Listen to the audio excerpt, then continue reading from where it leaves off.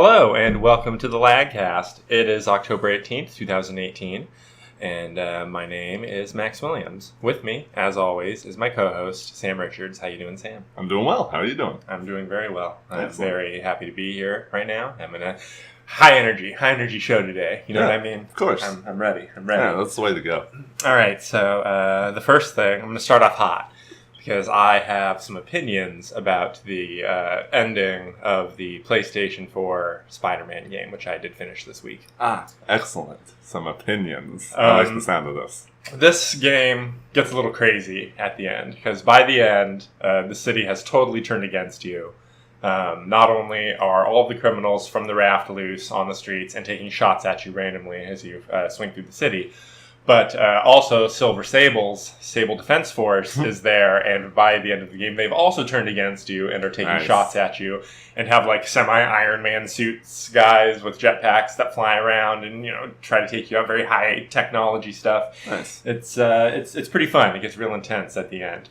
But then the game takes some crazy leaps with the whole Spider-Man mythos. It's interesting how different this universe is, and it seems that at this point it is very much like a definite alternate universe, not trying to depict any reality we've ever seen before. Yeah, interesting. Because the game is the origin of Dr. Octopus as a villain. Yes. Which is a big change, because usually he's one of the first villains that Spider-Man faces in his career, and now we have him showing up after guys like Mr. Negative and Shocker. All these guys who are set. Like Kingpin is already. That's a very good point. Right, and Kingpin is so established that him getting taken down is the opening of this game. Yeah. And so the thing that really gets weird about the ending, though, is that they decide to kill Aunt May. Oh, what?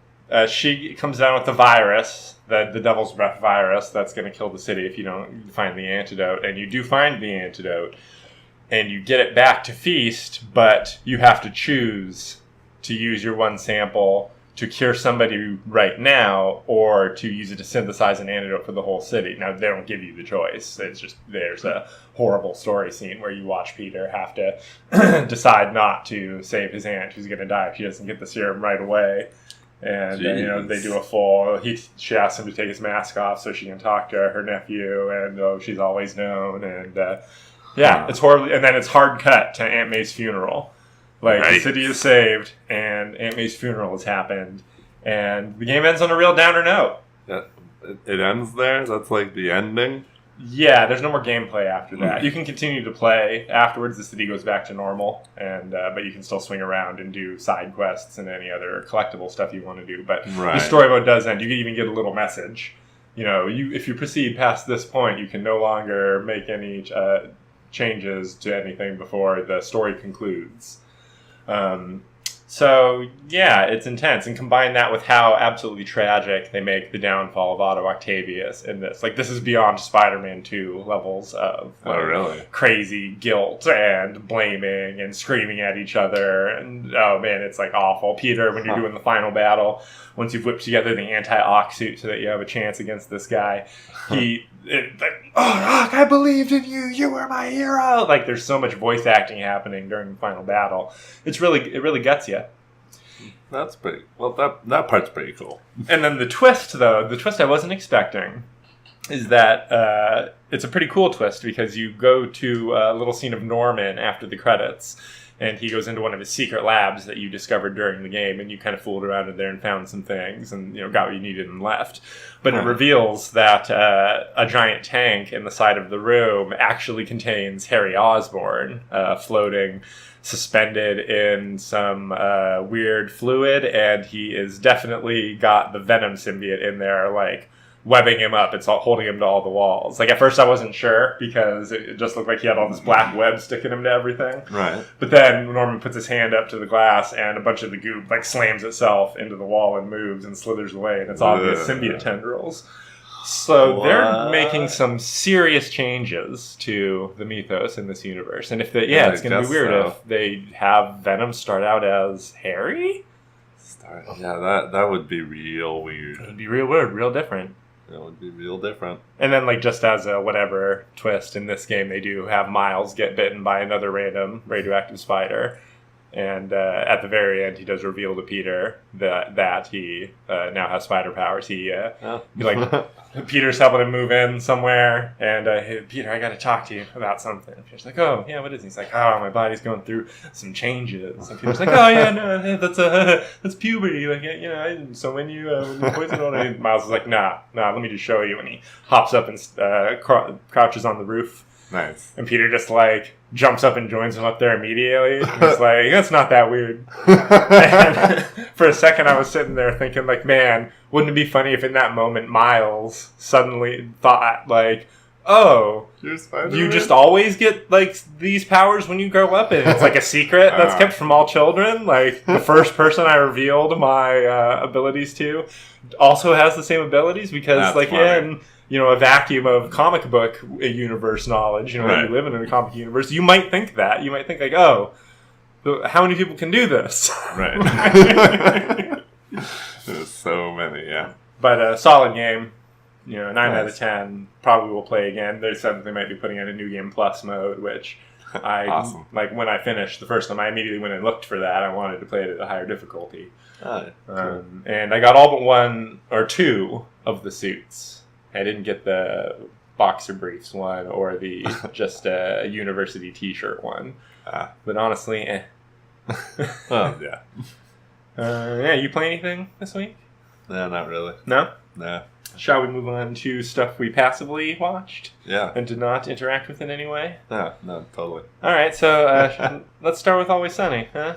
The new thing we watched. The new thing we watched with the little bits of old thing in it. So weird. I can't believe a show in this day and age, in the age of streaming, would ever have the guts to do as much of a clip show as that turned out to be. Yes, which turned out to be, 4 flashbacks that were, actual, this is old stuff. Right, with no editing or some sort of other weird thing happening, just pure, this is footage from old show. Yeah. Yeah, there was a couple of them were weirdly long clips, I thought, to be showing, but, Charlie biting Santa Claus. Charlie biting Santa. It takes a long time to get there. Yeah, how about them having to bleep retard or retarded when Santa asks if he's retarded, but they didn't have to bleep, did you fuck my mom? Right, which he says many, many times. Many times. It was so blatant to the point where I almost wonder if they did that on purpose.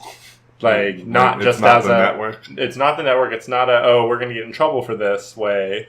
I wouldn't be surprised if it was like I wonder if people will notice if we bleep this out. And Charlie then immediately goes on an F-bomb tirade. Hey, I could see that totally being the case. Yeah. In which case, it's pretty funny. The episode lulls you into a false sense of security because you're sitting there going, okay, what's this going to be? Is this all this is going to be? Is it really just going to be a clip show with them interspersing a few funny lines here and there? Yeah. And then it goes straight down the trippy well, and now nobody knows what's real, and it's Inception. Yeah. And fantasy and reality, and some excellent green screen doubling work. Yeah. To the point where you see it and it's like, whoa. Yeah, it looked really good. Seamless. Yeah. The 2 Charlies. I kept trying to figure out, okay, which Charlie is the one who's actually in this room and which one's the one that's been put in after onto the other stage. You can't tell. You can't tell. It's fantastic. They have footage of Charlie coming in through that door so much. Just peeking in on reality. And, it takes on the additional meta thing of them being the creators and writers of the show in the first place and then starting to interact on that level because Charlie, in a way, literally is the god of that show. And all of them kind of are. All of them, well, yeah. Yeah. Exactly. See, we can get real deep with it. Frank can suddenly have hair and suddenly have super long legs. That's how long other people's legs look to him. His weirdly distorted angle on everything. And he's like, oh my god, everybody's legs. If I had legs that long, this is what they look like. Oh, man. And then when they do the one flashback that isn't to their own show, I almost wondered if they were going to then flash back to other sitcoms too. Me too. Because, like, how funny would it have been to have them flash all the way back to, like, Taxi that Danny DeVito was on? You know, or put them in Cheers, because it's another bar show. Right. Yeah, they could do either of those. But that said, the Seinfeld bit was extremely, extremely hilarious. It really was. Yeah. They were both Jerry. Mac and Dennis. 2 different versions of Jerry hairstyles. Right. Even in their fantasy rememberings, neither of them, both of them want to be the lead. So bad that they cannot allow the other to be the lead unless they're also the lead. Now, was that a Charlie fantasy? Was that a Charlie fantasy? I think that was Charlie's head. Because, I'm pretty sure he was the one that Dennis was yelling at about how dumb that was. Oh, man. Yeah, pretty sure. So that's pretty funny that, Charlie sees himself as Kramer in his own fantasy. Yeah. That makes sense. I kind of see myself as kind of a mixture of George and Kramer. Oh, interesting. Yeah. Yeah, well, we could dissect that for 20 to 30 minutes here, in a way. Yeah, but let's not. Let's, in the vein of Sunny, let's not look into it at all. Just bury it. Yeah, bury it down. Just bury it. Stuff it down with some brown. So, anything else? I mean, they picked some funny bits. It was weird when they were doing the go back to old things and have it happen differently with the turning off the bar lights and who did it. And I enjoyed that, like, weird, like, oh, what? Like, am I watching new footage, old footage? Right, is this B-roll? Right, which I bet it was. Yeah. Absolutely, bet it was. Yeah, so, and then making the Inception thing obvious, because I definitely had earlier been like, okay, how Inception-y are they going to get with this, but that we don't even know what level of reality we're existing on. Right, are we in a dream? We don't know. And they pull the top, and it's the same top. It is the same top. It's the same top, and I bet they were using a magnet on it. Is that how they did it in the movie? I have no idea. But they could have easily done it that way in the movie. Well, in the movie, you watch the top for just so long, and then it starts to wobble like a little bit, and then kind of straightens out, and then it just cuts to black. So I fully believe that the length of time that it spends on the screen in Inception, you could totally be like, okay, there's nothing supernatural about how long that spun and then wobbled. Like, I feel like it's going to turn. Yeah, that's true. Whereas this one, the way they held on to it, and they didn't black out when the credits started to roll, and they held on it like for a ridiculously long time, and it would kind of wobble and then straighten up and kind of wobble. That to me, that's the work of magnets. That's magnets or sorcery. Maybe. Weren't there a lot of cuts just changing the angle? No, not especially not when they hit the credits. They may have cut between the long shot and hitting the credits, but once the credits started to roll, it was just going. That's true. When they were just doing the regular thing, probably not magnets, but then they were cutting back and forth. But yeah, during the credits, it probably was magnet. What's funny is that the way they did the clip show is pretty close to how people actually reminisce about things they did when they're just sitting around waiting for something. You remember when this happened? Remember when this happened? No, it didn't happen like that. This is how it happened. I did that. It wasn't you. So yeah, they lulled me in at the beginning, and I was sitting there going, come on, is this really all this is going to be? Right, exactly. Yeah. It really was an experience. Yeah. That's the thing. It was solid. It was solid. Definitely. And I've rewatched that show enough times that I can't really complain about a clip show. No, it's just you watched it so many times and so often that every frame that it goes to, you immediately know what part of that episode in that season you're watching. And what the joke is going to be. And, right. It was interesting, the choice of which footage they zoomed way in on because it wasn't high def, and which they left as the original 4:3, because there was a couple of clips that they left that way, and I thought it was weird. Yeah, I thought it was weird too. Yeah. This episode may have been also fairly hastily thrown together. As far as hastily thrown together shows go, I mean, Max said it. At least they're brave enough to try something new. Right. By trying something old. By trying something old and just changing it. And I can only use the it seemed rushed excuse so many times on episodes this season. Yeah. They probably always do rush the seasons. Maybe. All right, anything else? Nope, not on Sunny. All right, so since Venture Brothers ended, Yeah. we decided to go ahead and launch into a rewatch of Star Trek Discovery, since we haven't covered it on any released episodes of the podcast before. So Oh, that's not true. yeah, All exactly. right, cool. Um, Star Trek is back. Star Trek is back, and what we've decided to do for this, our first rewatch, I've only watched it one time. Have you? Before Same, this? only once. Okay, so what we decided to do is we're going to skip the original premiere episode 2-parter, the Battle at the Binary Stars thing, that whole thing, which I have always contended it was a mistake to start the new series with a big war like J.J. Abrams movie, Star Trek thing, Right. before getting into your weird sci-fi show thing. Agreed. So we watched Context is for Kings as our first episode and, treated it as if it was the first episode. Yeah. And I got to say, I had a pretty good time with it. Yeah, me too, actually. It was a lot of fun to watch. There was still some annoying things. I took copious notes for this discussion, so buckle up, people. Let's see. All right. Hit us with it. All right, well, my first note was that warp looks terrible, but they weren't at warp. No, they were like in a nebula or something. All right, so that's a strike off in their favor. Yeah, we got warp later, and it looked pretty good. It looked okay. But the shuttle itself, shuttle looks way too cool. Right. It's a hot rod. You described it as a hot rod. I wrote that down. That's exactly correct.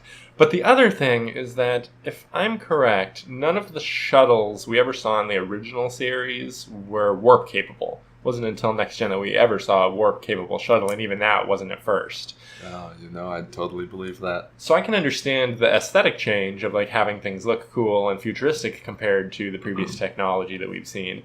But whenever they pull a thing that's like more advanced tech than they're supposed to have at that time, that's when it grates on me. Right, yeah, exactly. Because we have this universe that has been built for us for so long. And yes, there are some things we overlook as things get retconned. But for the most part, there is a whole context. And that context is important. Context is for kings, one could say. Exactly.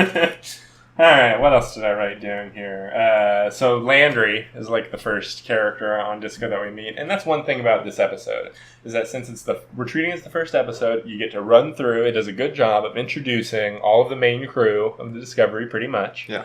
Gives them all like a little intro moment, so you get their character. A little bit. Landry's is that she's a bitch.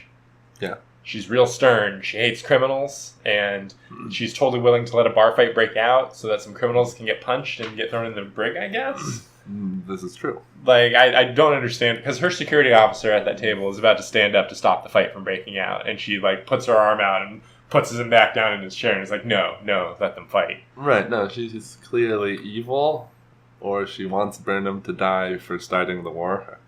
Right. Yeah, that's very true. I wonder if she's that vengeful. And yeah, it's only once Burnham is winning the fight that she breaks it up and then takes her to Lorca. Like, did Lorca happen to call during that fight? Like, was she going to try to get Burnham killed before she took her to Lorca? That moves us to Lorca, who has a live Tribble on his desk and a dead Tribble in his lab. Yeah, it does. And that Tribble's not giving birth, which means that the live Tribble on his desk, actually, Tribbles are born pregnant. Yes. But do they have multiple pregnancies during their life? Oh, I don't know. I don't know. Because if so, then he probably has a neutered Tribble. Or a post-pregnancy He Tribble. might have a post-pregnancy Tribble. So he murdered that Tribble's offspring. He's like, all right, so I get one Tribble, and then if I wait for 24 hours, I can have a Tribble and then dissect a Tribble, and that first Tribble won't make any more Tribbles. Yeah, I think so. Except I think Tribbles usually have larger than one in their litter. Oh, that's possible. Yeah, so, but I mean, what, you think exponential. You think he only dissects one Tribble? Yeah, probably not. If But you're yeah. trying to get at the secrets that make up that ability of the Tribbles to just reproduce themselves from basically nothing. Yeah, there's got to be some way to turn that into a new form of propulsion. Or a weapon. Or a weapon, right? Yeah, I mean, self-replicating. they're already a plague. But yeah, self-replicating, oh my god. A self-replicating biological Tribble gun. That the ammunition box has Tribble tech. that repeatedly spawns its energy source.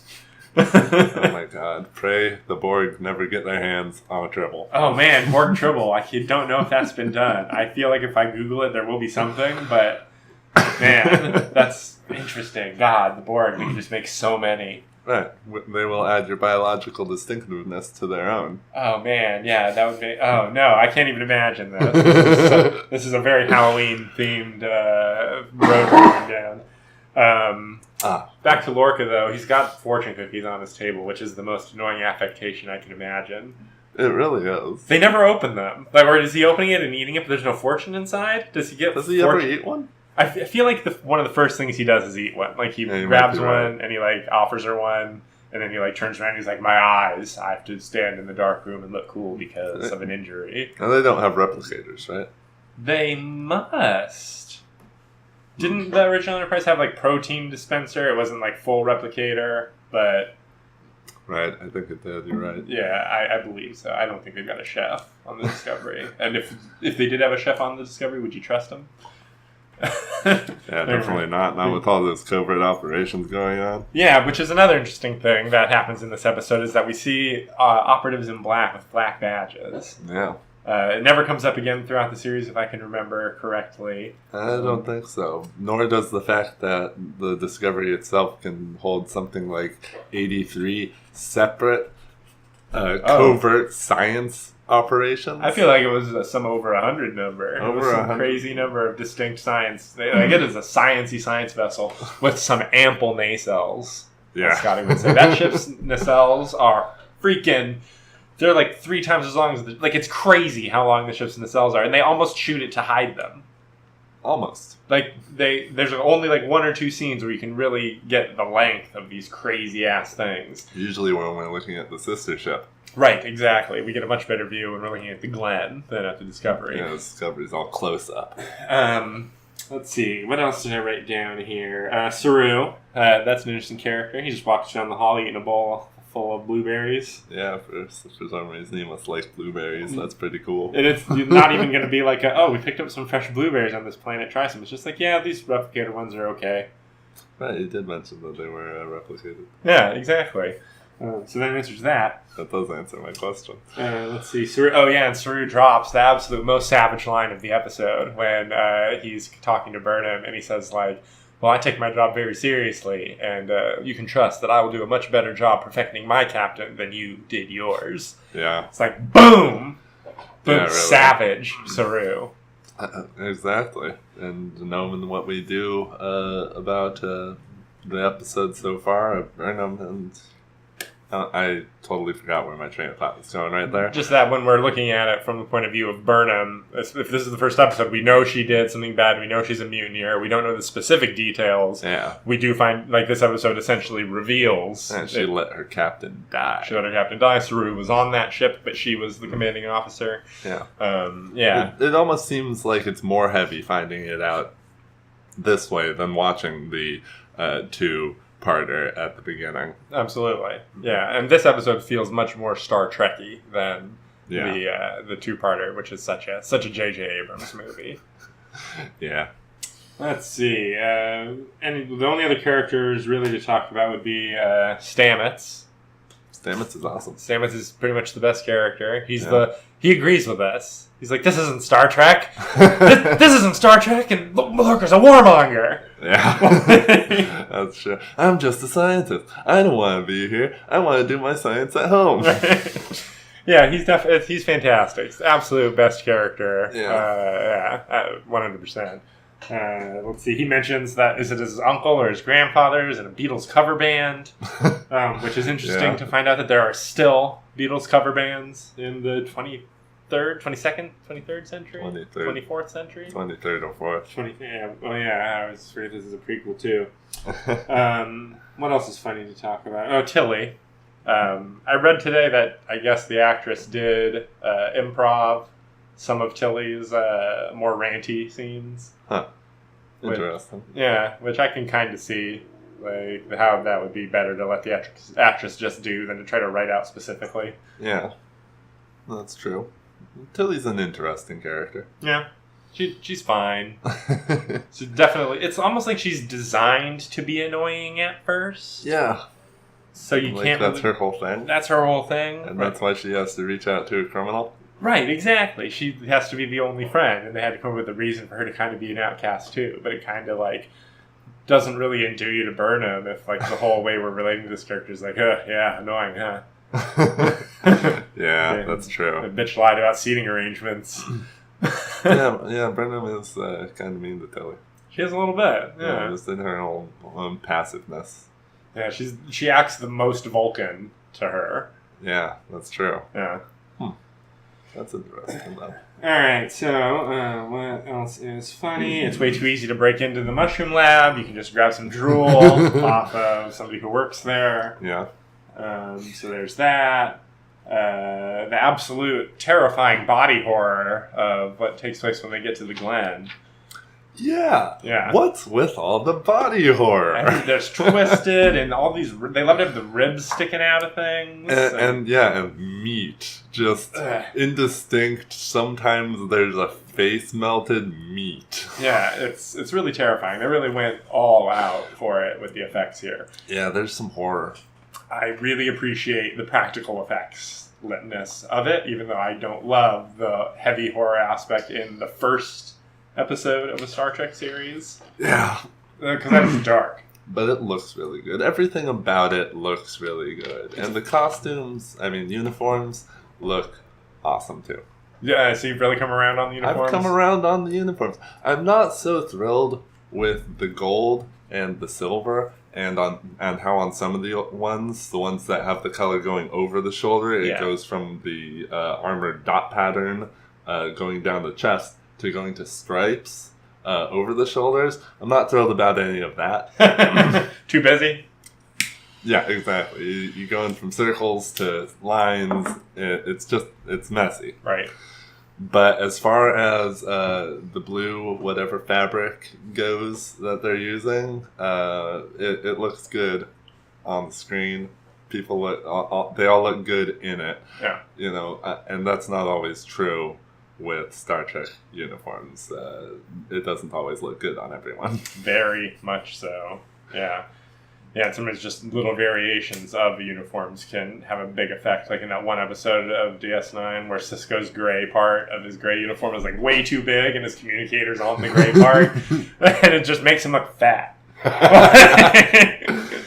Yeah. Yeah, and Sisko was always like taking his and putting in, now I'm wearing just the vest. I love that vest. Or taking off the top part and the bottom part. The pants and the red. I love that vest. I like it when Sisko wears it. I like it when Picard wears it. Yeah. It's nice because it has a lot of pieces. Yeah, I think it was in Generations, this is a total aside, but the reason why Riker's uniform, because he gets the red top uniform in Generations, but if you look, the sleeves only go to like here, part way down his form, and it's because I think that was Sisko's uniform on the show that they were giving him to use for the movie. Man. Jonathan Frakes' arms are much longer than Avery Brooks. That's funny.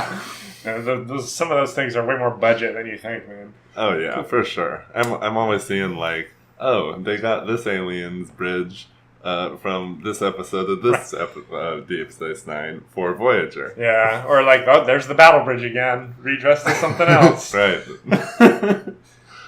Did I write down anything else? I guess we should talk briefly about the mycelial drive and how it's super weird. What does Lorca do to her? He puts her in the chamber and he puts some of the mushroom spores in.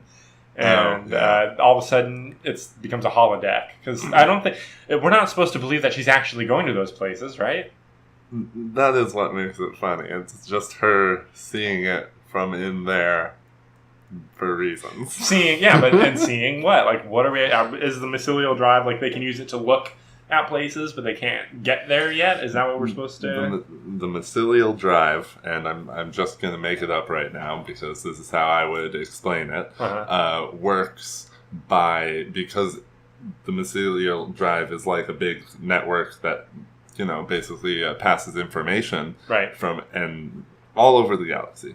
Comes from everywhere. So it knows where everywhere is. So Lorca push a button, put in some coordinates, and the thing goes, oh, that place. This is what it looks like. This is what it looks like. Mm-hmm. And that was going on. But within the episode, it seemed more like, Venom was on mushrooms. Literally. She literally took a mushroom trip. Yeah. This whole season is about designing a starship that is able to traverse the galaxy via mushroom trips. Yeah, mushroom trips. Mushroom trips. So that was pretty much all of my notes of things to talk about. I really don't like the Alice in Wonderland thing, but then I remembered that in the original series, it does turn out that Spock is familiar with the story of Alice in Wonderland, and he does say his mother loved the work of Lewis Carroll. So it's canonical for Amanda Grayson to have been reading Alice in Wonderland to her children. So I can accept it. It's just really annoying that she would be reciting it while on the Jeffries tube. I can see that. It didn't feel like it had enough bearing on the situation, the thing she said. Like, why did she needed to say that during some sort of like sci-fi operation where she was making herself small to fit through a hole, or shrinking the tardigrade down so that they could capture it, or something with size changing. If you're going to read that passage from Alice in Wonderland in a science fiction show and you're not going to do any size changing, you're just going to have her go down a tube and jump through a hole full size, what are we even doing here? Well, unless, Lorca's saying it. Through the looking glass and all that. Oh, man. Jesus. I can't believe you just cracked it that heavily. Yes, it's a huge through the looking glass tease. Yeah. You absolute... Oh, Lorca's not really involved, though, so... He's not, but yeah, I can't believe how ham-fisted that is now that I think about it. Oh, my God. Spoiler alert, show. Yeah. Crikey. Well, in this case, foreshadowing alert. Foreshadowing alert. But, yeah, wow. Yeah, shot that up, man. Nice hit. Thank you. All right, so, yeah, Disco. We're going to keep watching it. I think we'll probably throw in Battle of the Binary Stars right around the spot where they took the break in the show, which was right after they transported to the Mirror Universe, but before we knew that they had transported to the Mirror Universe. Right, we just kind of guessed. Unless we pass an episode and we feel like, okay, this feels like when we should slot it in. Like they have some conversation or something with Burnham, or they talk about Georgia, or we go back to the Klingon ship and we're like, okay, now it feels like we would want to have backstory on why these Klingons are here. That's when we slot it in. Maybe. We'll see. We're going to play fast and loose. Yeah. Wing it. Wing it. As is best. As is best for all. Okay, so the last thing for us to hit here is our list of Final Fantasy characters. Yes. We've made one slight adjustment to what we've been doing with the Final Fantasy. We haven't really hit on any Final Fantasy 13 characters yet. I don't think either of us beat Final Fantasy 13. We were going to rate the characters because we played several hours of Final Fantasy 13. But we have now decided that we did not play enough Final Fantasy 13 or care for it enough to rate those characters among the other characters we have decided to rate. Yeah, since this list is already supposed to be best Final Fantasy characters of the ones we've played, it's not too much of a betrayal of our mission statement, I think. And so we took a vote. Yep. It was unanimous. It was. So, bearing that in mind, and apologies to any Final Fantasy 13 fans, if you want to try to convince me that I should give that game another shot, you are welcome to try. Hit me up on Twitter. But so you've once again given me a list of 5 characters. I'm going to pick 4 for us to rank. And I think the first one I'd like to rank here... Ooh, I like this. Let's rank Cypher. Cypher. All right. Final Fantasy VIII. Yeah. Our first villain on the list. Our first villain, yeah. I figured I should throw a villain in there. Makes sense.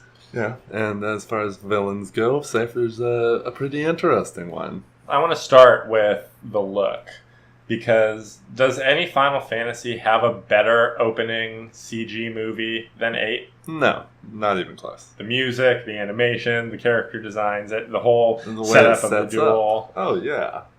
It's brilliant. It's beautiful. We would launch that game and we would start a new game and let that play every time. To check it. Yeah, exactly. Even if we were halfway through another playthrough. Yeah, I never skipped that though. Yeah, I don't think it was skippable. But yeah, Cypher, man, the Gunblade, one of the coolest, craziest weapons in Final Fantasy history, and he's got one. Yeah, he's got that. He's the key to opening up the no level game early on, so you get to play him a lot in that time. Right. So you get to know his moves and everything. Is that Dalit, the name of that city? Yeah, and Dalit. Yeah, you kill the other two guys, spend all your time playing as Cypher, leveling up crazy levels so you can level up your Guardian forces. Yeah. So good. And get strong magics. Yeah, it's a lot of fun. You'd spend hours and hours doing it. Yeah, and you'd get like all his limit breaks, which was fun, because otherwise you never play him enough to get all his limit breaks. Yeah, absolutely. Draw all the magic you need. And then the rest of the game is a cakewalk. Yeah, it's fun. Yeah, great. Just a great overall villain. He's not the main villain of that game. He's basically the henchman villain, and he has a pretty cool arc, though. Is he one of the kids? He's one of the. Also, forgot that they all live together, right? He was with them. Oh man, it's been a while since I played the game. I'm pretty sure that Cypher was with them.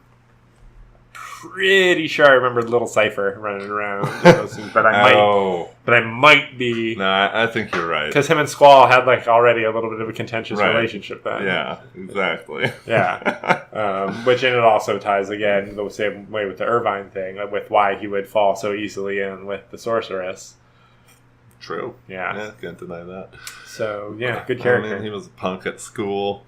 He had his own lackeys while he was there, so it was just a matter of time for him to go evil. Yeah, and he doesn't really go super evil so much as he like goes crazy and thinks he's living out like a weird warrior fantasy. That's true. The knight protecting the queen. Yeah, he's the epitome of the convincing yourself that you're the hero of your own story archetype. Yeah, it's almost Knuckles. So, I think he's going to go relatively high on the list. The first thing I want to talk about is, do we think that he's better than Zell? I do think that he's better than Zell, actually. Easily like that, huh? Okay. It wasn't easy. Just quick. What about Sabin? I actually do think that would rank Cypher over Sabin. Not only that, but I think I would rank Cypher over Balthier. Yeah, I would too. I'd put Cypher over both of them. Now, the question becomes, would we put him over Waka? That's tough. It's real tough. Yeah. They both have such great personalities or attitudes in Cypher's case. I can't imagine either game without those characters as an integral part. It's true. I am going to put him below Waka, above Balthier. Okay. Yeah, that's all right. That is number 3 on our list of 9. Cypher. Okay. Next, I think we should rank another Final Fantasy VI character. That's Setzer. Setzer. Yes. The gambler. The gambling man. The airship dude. Airship dude. Throws cards or something for his weapon and has beautiful white long hair. Yeah, he's a silver fox, all right. Yep. He's the bottom of the list for me. There's like almost no character there. He's very bland in a game that has like a very wide variety of characters with strong character traits, and he's kind of like a Lando Calrissian. Yeah, but he really only has one important moment. Very much so, and compared to so many of the other Final Fantasy VI characters. Well, who's at the bottom of the list now? Irvine from 8. Irvine. I like Irvine better, man. Yeah, Irvine's a little sleazy. He's kind of a prick for not telling him the truth right away. Yeah. But, I'll agree with that. All right. Irvine's more fun to play, too. Yeah, Setzer, how often are you really putting him in your party? Very seldom if he's not forced. Yeah, it's true. He's mostly just your airship captain. Just the airship captain.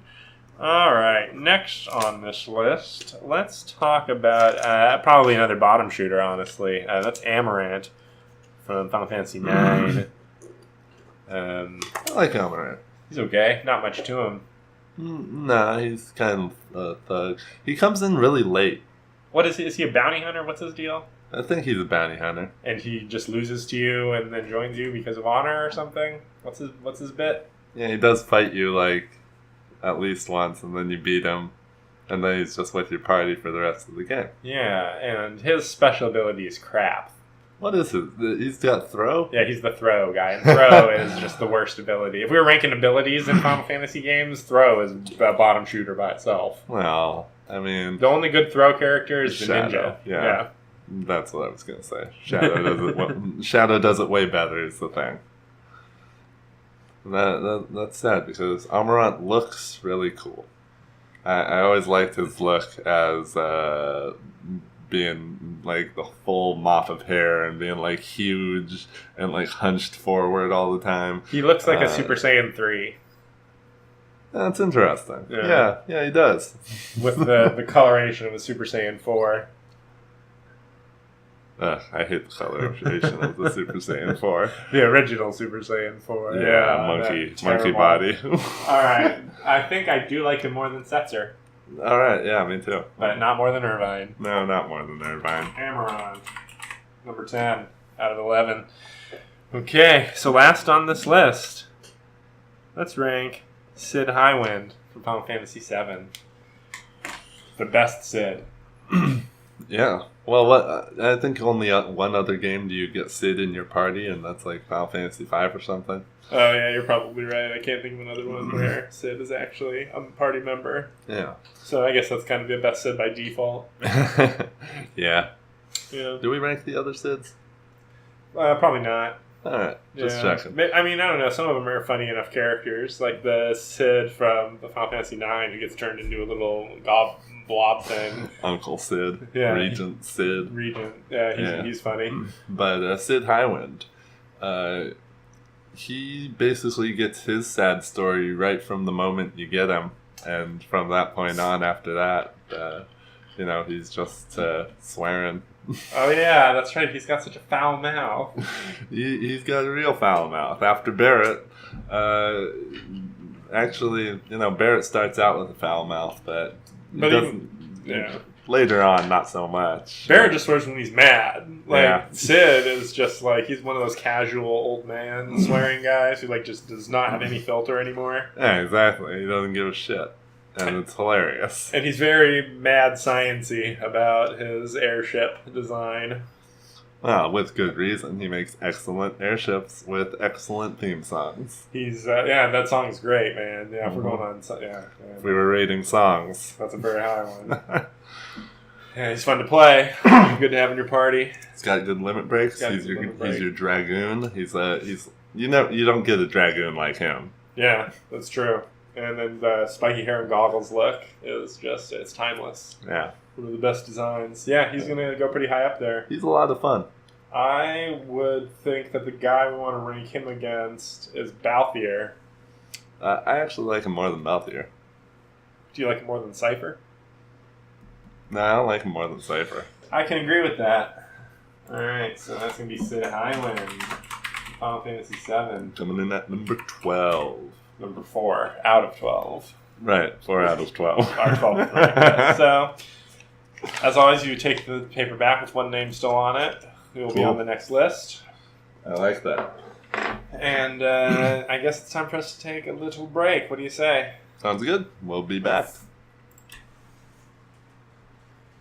And we're back, and we've got some comics to talk about this week. Yep. So the first thing, the only thing that only I read, was issue 39 of East of West by Jonathan Hickman and Nick Dragata. I think I've talked about this series before on the show. Oh, yeah. And I just, it's almost not worth talking about just because it maintains such a steady level of quality in both the art and writing.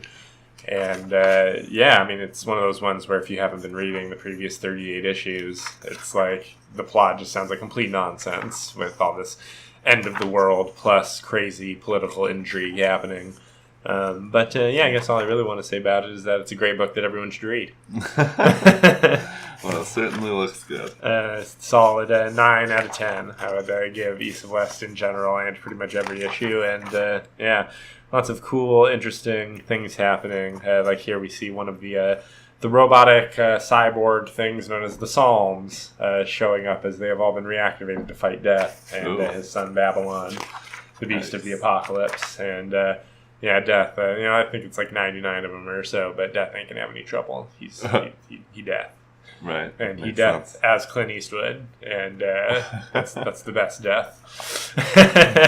Makes sense. So yeah, East of West. I don't think they've announced the end of the series yet, but I can't imagine we're more than 10 issues away. The way that things are really winding up for After 39 issues. yeah, it's been a wild ride, man. Yeah, many years of excellent quality storytelling. Hickman, man, he's one of the best. Very cool. All right, so moving on to Batman. Batman to hunt the Beast. Well, that was a weird issue.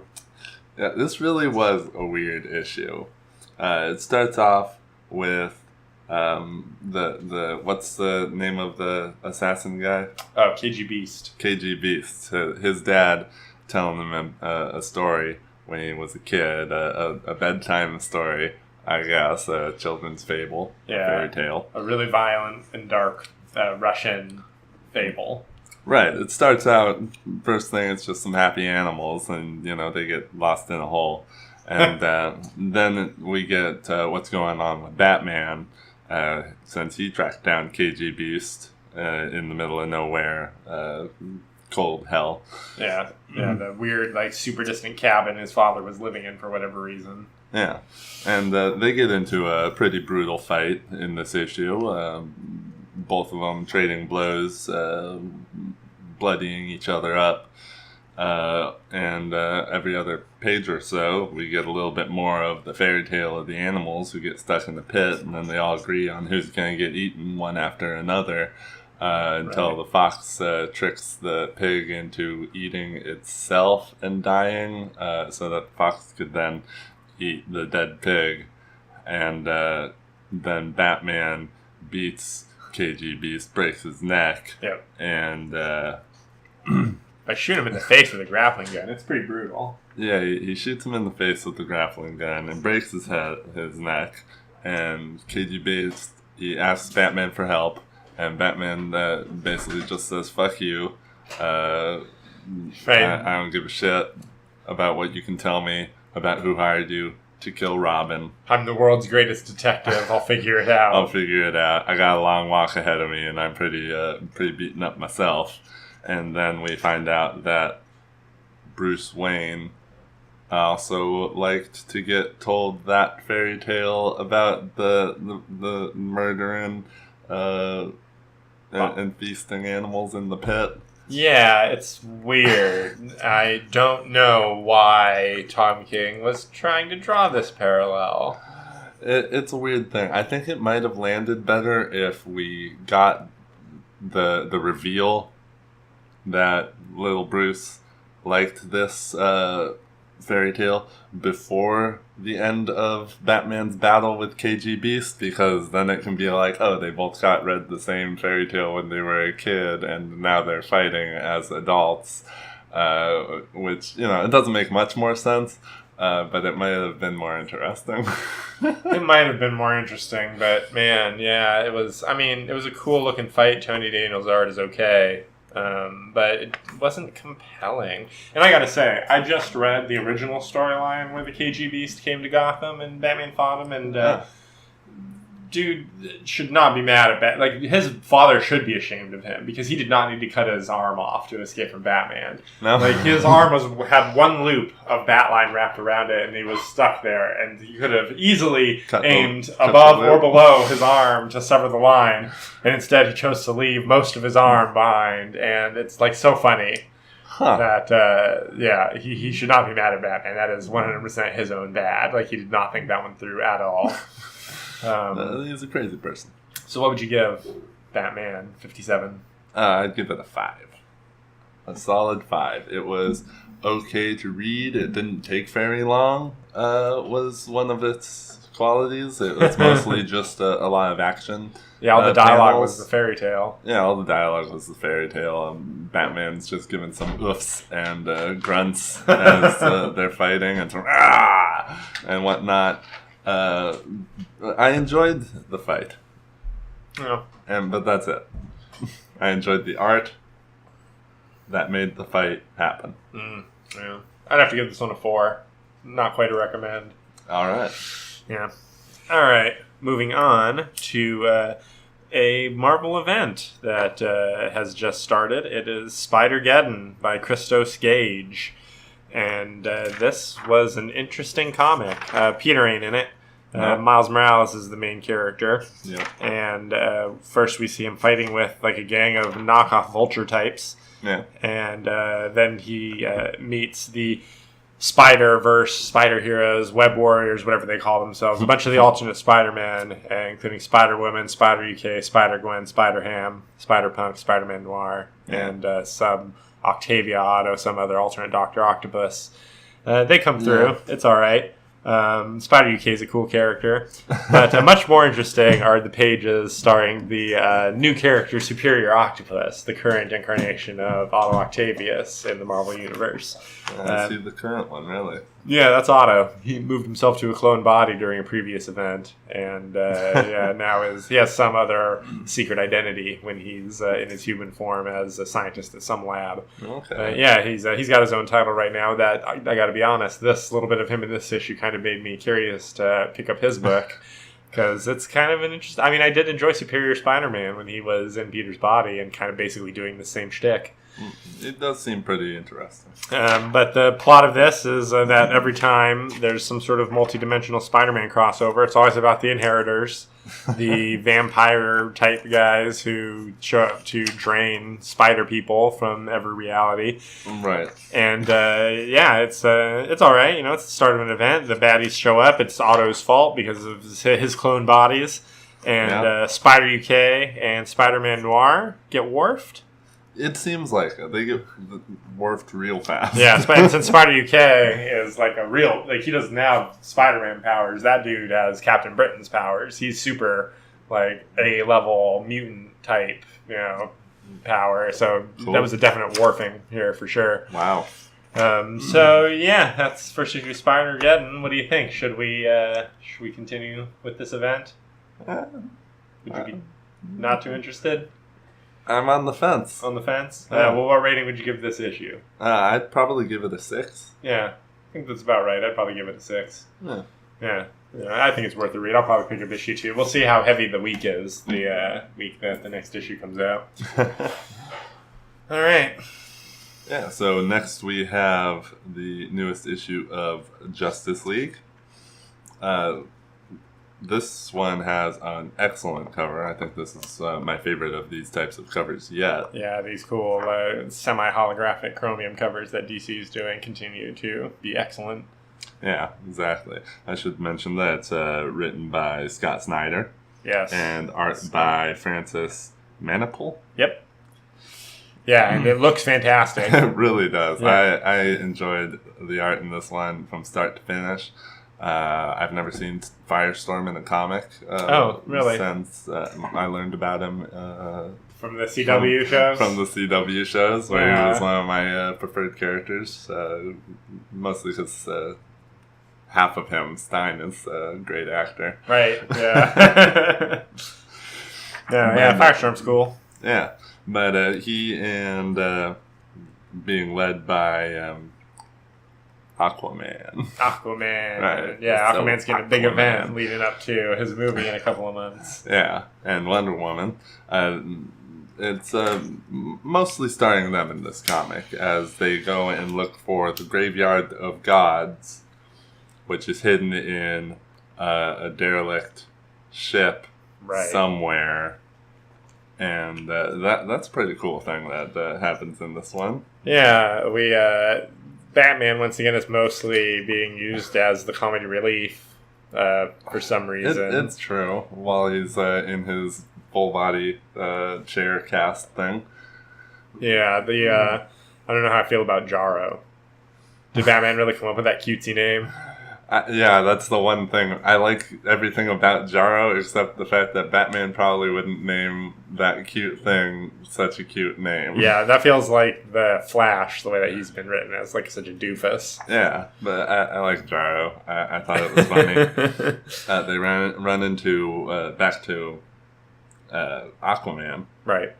They run into like a galactic kraken type thing, or it's like a wormhole / creature that's made out of water that can transform some characters. Yeah, it's like water tentacles, and it's some kind of evil water that transforms people it touches into, I guess, evil things. Yeah, like water zombies. Yeah, water zombies. Aqua zombies. Yeah, and that all happens, and Aquaman, he meets with the gods of other oceans. These guys I thought looked really cool. And yeah, these guys are interesting because they're like other galaxies, Poseidons. Right.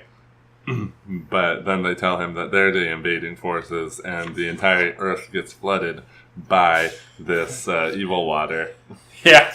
That was the thing where it was like, okay, we went back to full Scott Snyder here with the, like, everything is so over the top stakes. It's the whole Earth immediately got flooded, and everyone who touches the water is now a demon. You got 1 week of break. Yeah, but overall, I thought that this was a marked improvement from a lot of the previous issues. This one felt like it wasn't moving the story forward too quickly, even though it was introducing a bunch of new things right off the bat. And yeah, that's true.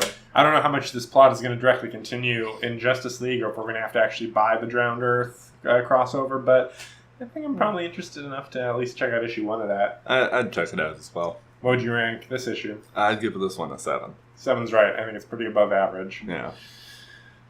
Alright, so the last thing we're going to talk about is the Venom Annual. This is the first ever Venom Annual. So much Venom. So much Venom, and it does not disappoint. Yeah, so this Venom comic is essentially the Almost Got Him episode of Batman the Animated Series. Yes, it is. 100%. It has a very creative team because it's a bunch of villains in a villain bar talking about times that Venom got beat up, I guess. Right, to try and prove that he's scary? To that he's not scary because Jack-O-Lantern is so afraid of him and everyone else is like, nah, especially Scorpion. It's like, nah, Venom and all that. Right, nothing. But we've got Johnny Cates, David Michelini, Jeff Loveness, and James Stokoe writing the stories. Right. Illustrated by Kev Walker, Ron Lim, who, that's a classic, Ty Walker, and James Stokoe. I also drew his story. Wow, nice. So we start out with this Black Cat story, which I thought was definitely the weakest of all of them. Agreed. It appeared to take place during like the first encounter that Spider-Man ever had with Venom, where Black Cat is actually the first person who encounters him, and she gets kind of beaten up. Yeah. And she like backs out of the story, and we get like a little, oh, this actually happened, where I guess they were trying to seed in a little more of Venom having like a heroic streak, even at the very beginning. Like, oh, he was going to go and try to stop some robbers, even though this was him in his prime. I'm going to get Spider-Man bit. I don't love that retcon. But there was that one. And then the next one was this excellent short about Venom and Wolverine getting into a bar fight, and Wolverine essentially giving Venom a hero pep talk. And this retcon I like. I love the idea that Venom had a fight with Wolverine, and Wolverine talked a little bit of sense into him. And that's one of the things that got into his skin a little bit that caused him to consider moving in his Lethal Protector direction. Yeah, I could totally see that being the case. Yeah, I thought it was excellent. It was excellently drawn. Took full advantage of both of these guys not being able to really hurt each other. Yeah. Wolverine does pretty much handle Venom in this one, which I don't mind at all. No. They both do a good job. Yeah, absolutely. So that was a pretty good story. Yeah. The James Stokoe one, though, this one was crazy because it's almost like a retelling of the madness. Because I kept looking for hints in this that this was actually him doing the madness, but it isn't, in the underground parts. It's, it doesn't act like the madness itself is this story. So I don't know if this is like a third-hand story that, is this the hooded guy? Is this Venom himself telling this story? That's the thing, right? This hooded guy is this is the one that Venom tells himself. And it's funny, because, I remember, didn't Wolverine and Venom team up to fight Juggernaut at one point way in the past? They didn't team up to fight Juggernaut, but Wolverine did appear in one of the Venom minis. Okay. But Venom did fight Juggernaut during the madness. Oh, okay. In fact, that James Stoker decides to depict Venom in his madness mode with all his extra heads and arms and everything is just wonderful. It's real creepy, and I like the way that the way the story is being told compared to the art. It starts out pretty accurate, but as it goes further and further, what's being told is completely different from what you're seeing. Right. It's almost told as if it's Juggernaut that's telling the story, but instead it's Eddie himself telling the story, and so he's the one that's should be the most reliable narrator and is the least reliable narrator. And then the twist, it's the exact twist from the end of the Batman episode where, that was me. He was here listening to all you tell these stories. Right, and then he eats Scorpion. It sure looks like he eats Scorpion. He at least takes a bite out of him. So, at least. We do have to rank the issue. I mean, it is all one story, so it's all one ranking. Okay. I'll give Venom Annual an 8. I was also going to give it an 8. Gosh, Venom issues, man. Will they ever get less than an 8 with us? I don't know. It's pretty easy to read Venom. They're just the best things that Marvel's putting out right now. It's weird. I don't understand why Venom is the creative outlet by which their best stories are being told currently, but it's just they're good, solid action stories, and they feel a little old school, but they have new things. And now Venom's origin is tied into Thor, and it's tied into Wolverine.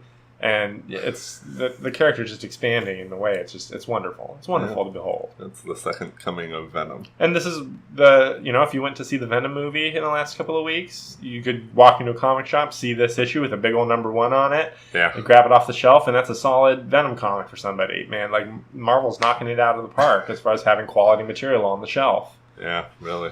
It's true. So Never denying it. That's it for this week. That's it for the cast. All right, guys, thanks for checking out the LAAGCast. Hopefully we'll see you next week. I'm sure we will.